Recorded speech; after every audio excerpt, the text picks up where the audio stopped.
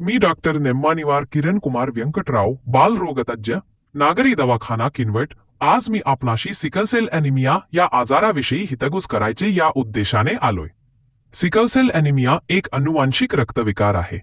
या आजारात लाल रक्तपेशींचा आकार बदलून रक्तवाहिन्यामध्ये अडथळे निर्माण होतात, ज्यामुळे वेदना, अशक्तपणा व इतर गुंतागुंत उद्भवू शकते. मात्र वेळीच तपासणी, योग्य निदान आणि नियमित उपचार केल्यास सिकलसेल रुग्ण निरोगी व सक्रिय जीवन जगू शकतात. विशेषतः लग्नापूर्वी सिकलसेल तपासणी केल्यास पुढील पिढीला या आजारापासून सुरक्षित ठेवणे शक्य आहे. महाराष्ट्र शासनाच्या अरुणोदय सिकलसेल ॲनिमिया विशेष अभियानाच्या माध्यमातून तपासणी, उपचार व समुपदेशनाच्या सुविधा उपलब्ध आहेत. हा विशेष अभियान दिनांक 15 जानेवारी 2026 ते दिनांक 7 फेब्रुवारी 2026 या कालावधीत राबविण्यात येणार आहे.